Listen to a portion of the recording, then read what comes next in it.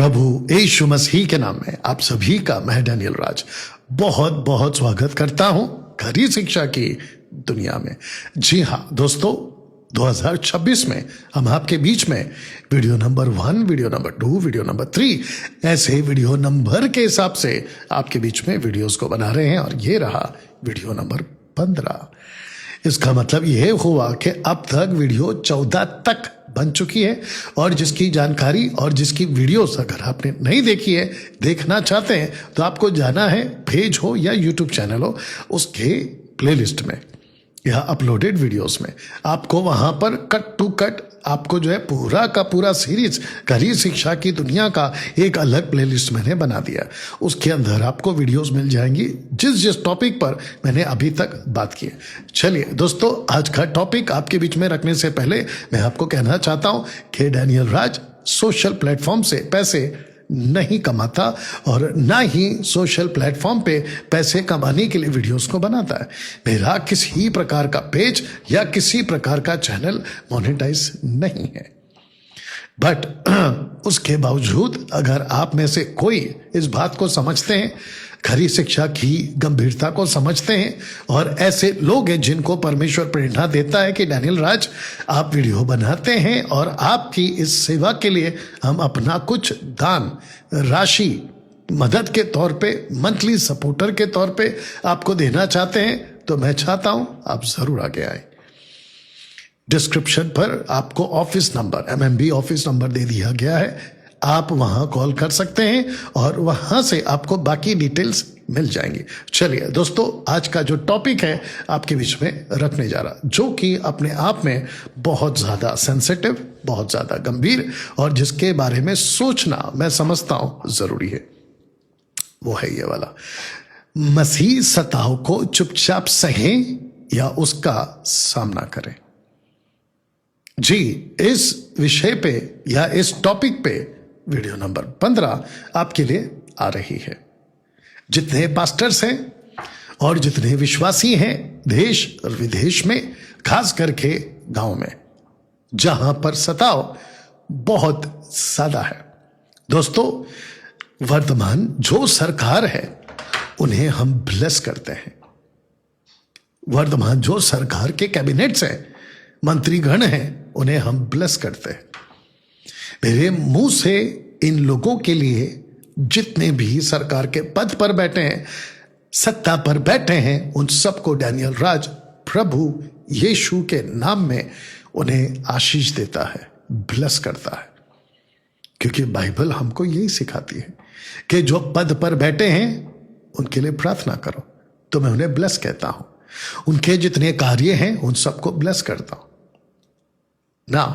ध्यान दीजिएगा, ये जो शब्द आप देख रहे हैं, क्या मसीह सताव, जब आपके ऊपर आता है तो क्या आपको चुप रहना है या फिर सामना करना है?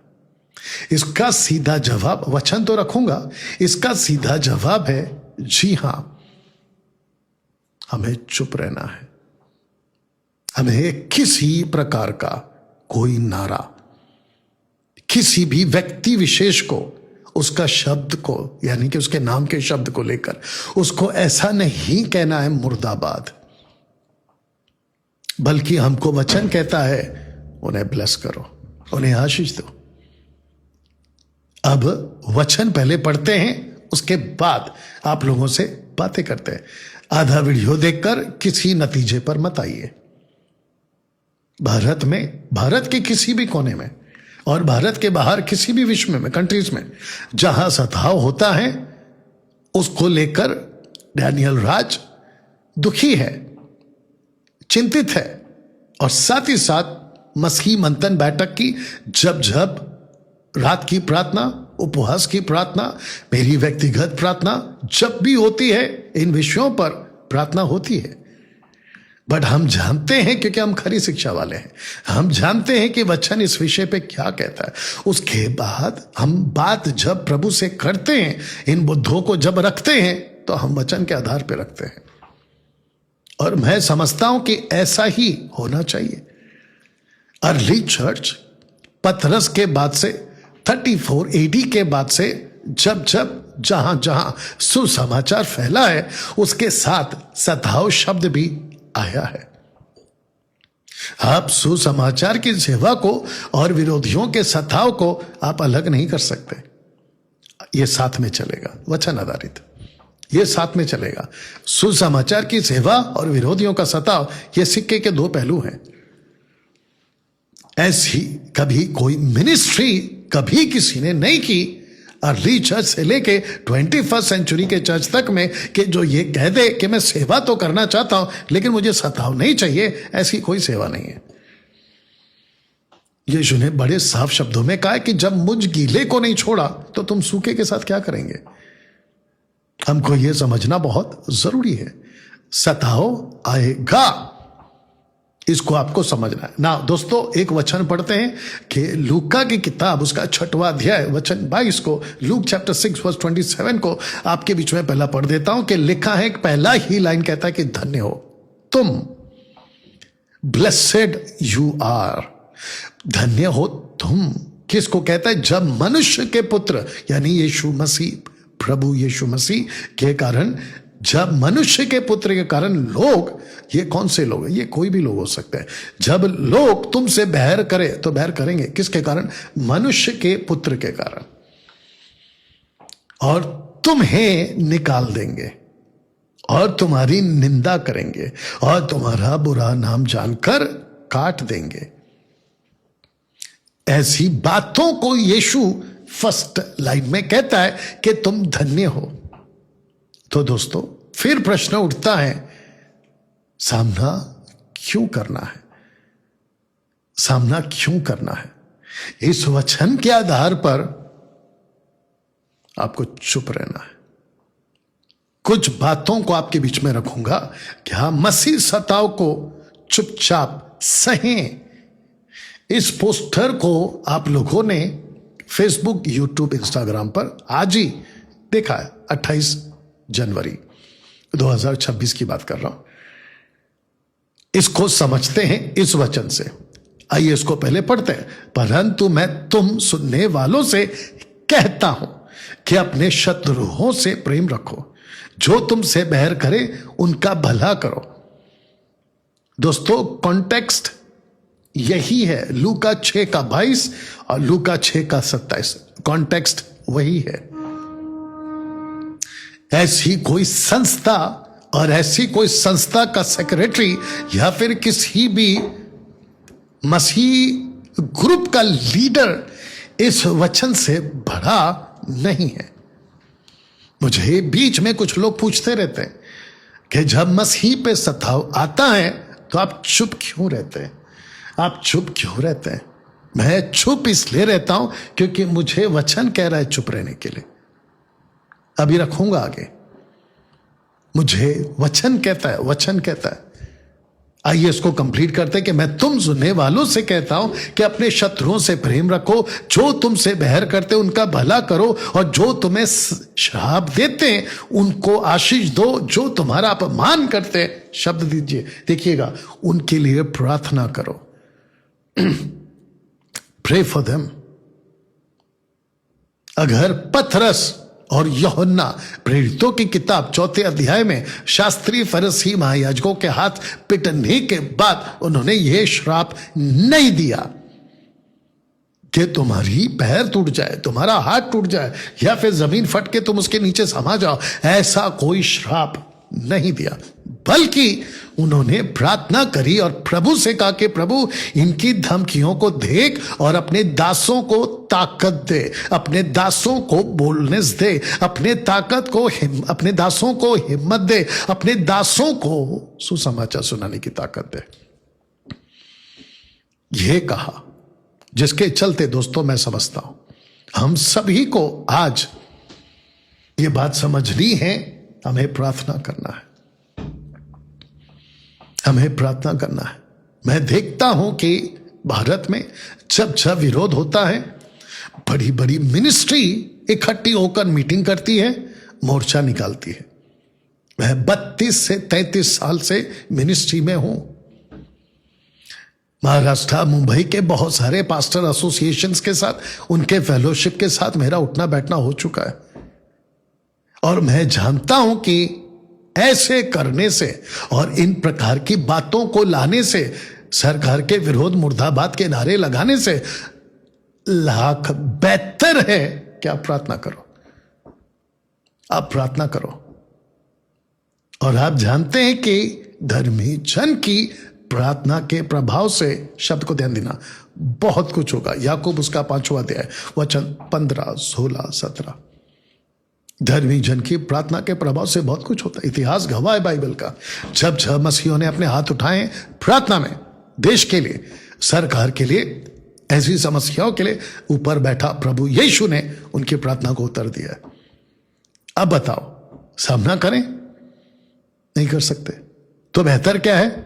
प्रार्थना करना, चुप रहना। ना दोस्तों, एक और वचन आपके बीच में रखता हूं कि जो तेरे एक गाल पर थप्पड़ मारे उसकी और दूसरा भी फेर दे। आपको पता है कि भारत के राष्ट्रपिता गांधी जी इस स्टेटमेंट को इतना इस्तेमाल करते थे कि जिसके चलते उस वक्त के लोगों ने इसको सीखा है। और यह कहां से उन्होंने सीखा? इसी बाइबल से। बाहर के लोग सीखते हैं, अंदर के लोगों को क्या हो गया? कितना सटीक स्टेटमेंट है कि अगर कोई तुझे मारे तो दूसरा गाल भी दे दे।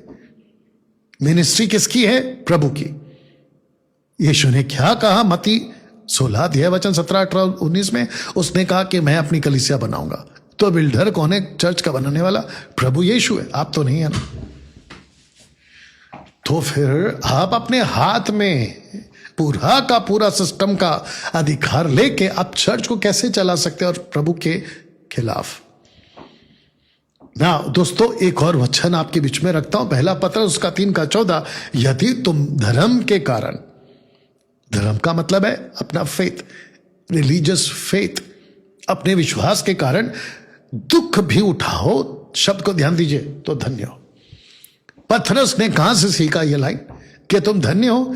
यीशु के स्टेटमेंट से। यीशु के स्टेटमेंट से धन्य हो।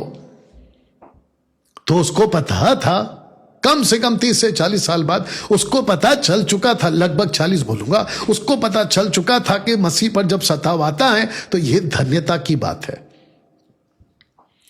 और लिखा है, पर उनको डराने से मत डरो और ना घबराओ। किसी के डराने से मत डरो और ना घबराओ। इसका मतलब है कि जब धर्म के कारण दुख भी आए या उठाओ तो धन्य हो, पर उनके डराने से। किसके डराने से? जो आपको दुख देते हैं, जो आपको सताते हैं, उनके डराने से मत डरो। मैं भी यही कह रहा हूं, पतरस ने भी वही कहा है, क्योंकि जब वो नीचे खड़ा होकर प्रार्थना कर रहा था तो धरती पे भूकंप आ गया उसकी प्रार्थना करते करते। एक्ट चैप्टर 4 वर्स 26 ऑनवर्ड्स, अगर मैं गलत नहीं हूं। बताइए। तो आपको हिम्मत तो नहीं हारनी है, आपको नहीं डरना है और नहीं घबराना है। इतिहास गवाह है कि जब जब मसीहों पर अत्याचार हुआ है, घटोती नहीं हुए, माफी चाहूंगा, घटी नहीं हुई है, बल्कि बढ़ोतरी हुई है कलीसिया की। और यह सिस्टम है, और आप सिस्टम के बाहर जाकर आप कैसे कर सकते हैं? एग्जाम्पल दे देता हूं छोटा सा, आपको बता दूं। अगर पौलुस एक्ट चैप्टर 8 में स्टीफन की मृत्यु पर और सबको मार मार कर जेल खाने में डाल रहा था, अगर आज की तरह उस वक्त के सेवक होते तो मोर्चा निकालते, उस सरकार के विरोध में मोर्चा निकालते, पौलुस के खिलाफ मोर्चा निकालते, पौलुस को मुर्दाबाद कहते। लेकिन कलीसिया चुप थी, और कलीसिया ने एक ही चीज किया, और कलीसिया प्रार्थना कर रही थी। अर्ली चर्च यही कर रही थी। उन्होंने कोई मोर्चा नहीं निकाला, उन्होंने कोई झंडे नहीं लहराए संस्था के, बल्कि उन्होंने प्रार्थना की, और प्रभु ने उनकी प्रार्थना को सुना। बल्कि प्रभु खुद नीचे आए, प्रभु यीशु खुद नीचे आए, और पौलुस की आंखों को तो पहला अंधा कर दिया, क्योंकि जिस चीज को वो देख रहा था उसको ना देख, अब तुझे मैं अलग चीज देता हूं, और रोशनी दिखाई उसको। दोस्तों, आपको समझना होगा। पहला पत्र 4:14 पढ़ते हैं, फिर यदि मसीह के नाम के लिए तुम्हारी निंदा की जाती है तो धन्य हो। यह दूसरी बार आ गया, क्योंकि महिमा का आत्मा, मतलब परमेश्वर का आत्मा, पवित्र आत्मा तुम पर छाया करता है। बताइए, अब इससे बड़ी बात और क्या हो सकती है? इससे बड़ी बात, ये वाली जो बात रख रहा हूं, इससे बढ़कर और क्या हो सकता है बजाय ये कि तुम सड़कों पे निकल के मोर्चे निकालो। या मिनिस्ट्री डैनियल राज की पूरे भारत और विश्व में, यू अंडरस्टैंड, सताव का सामना हम भी कर रहे हैं, विरोध हम भी देख रहे हैं, कलिजिया का बंद होना, हाउसेज का बंद होना मैं भी देख रहा हूं, या हमने भी फेस किया है। लेकिन हमने अपने लोगों को एक ही चीज कहा, चुपचाप प्रार्थना करो, विरोध मत करो। जीसस ने खुद कहा, यहां से निकाले तो वहां चले जाना, यहां से भगाए तो वहां भाग जाना, इधर से निकाल दे तो उधर चले जाना। बोला है कि नहीं बोला है? तो फिर चुप रहना होगा। दोस्तों आपको बता दूं कि टोटल 3 तरह का सताव एक विश्वासी सहता है ताउम्र। अगर आपने नहीं सुना तो रिपीट कर दूं, ताउम्र मतलब पूरी जिंदगी। एक बाहर का सताव जो विरोधी लोग करते हैं, दूसरा अंदर का सताव जो आपस में कल्ट टीचिंग वाले करते हैं, और तीसरा शारीरिक, शरीर का सताव या शारीरिक सताव। पौल कहता है मैं प्रतिदिन खुद को मारता कूटता, 1 कुरिन्थियों 9:27, प्रतिदिन खुद को मारता कूटता, वश में लाता हूं शरीर को। गलातियों 5:17-18 क्या कहता है? आत्मा शरीर के विरोध में, शरीर आत्मा के विरोध में लड़ाई है। तो ऐसे 3 तरह का युद्ध, सताव आप ताउम्र झेलते हैं, करते हैं, तो फिर करो ना, सहो सहो, और प्रभु को कहो कि प्रभु युद्ध तेरा है, लड़ाई तेरी है, मिनिस्ट्री तेरी है, तू लड़। और इतिहास गवाह है, जब जब प्रभु लड़ा है अपने सेवक के लिए या अपनी कलीसिया के लिए, विजयी उसकी हुई है, सेवक की हुई है और सेवा की हुई है। दोस्तों इसी पोस्टर के साथ आज की जो बातें हैं आपके बीच में समाप्त करूंगा। माफी चाहता हूं ये वाला, क्या मसीह सताव को चुपचाप सहें? क्वेश्चन है तो आंसर है जी हां। ये वीडियो जहां जहां वायरल कर सकते हैं कृपया करके जरूर करें, लोगों को एजुकेट करें और प्रार्थना पर और प्रभु पे भरोसा रखें। जो वचन आपके बीच में रखे हैं उसके आधार पर कह रहा हूं, बाकी आपकी मर्जी, क्योंकि न्याय मुझे आपको एक दूसरे को नहीं देना है, हम सबको अपना न्याय प्रभु को देना है। चलिए मिलते हैं अगले वीडियो के साथ में। फिर वापस कहता हूं, खूब शेयर करें, सब्सक्राइब करें, बेल आइकन प्रेस करें, फॉलो करें। और अगर ऐसी वीडियोस आपकी मिनिस्ट्री, आपकी सेवा, आपकी उन्नति कर रही है, आपको प्रभु में मजबूत कर रही है, तो आप लोग जो है फाइनेंशियली सपोर्ट के तौर पे, मंथली सपोर्टर के तौर पे आप आकर आ सकते हैं MMB ऑफिस में कॉल करके। मिलते हैं अगले वीडियो के साथ में, तब तक प्रभु आपको आशीष दे। God bless.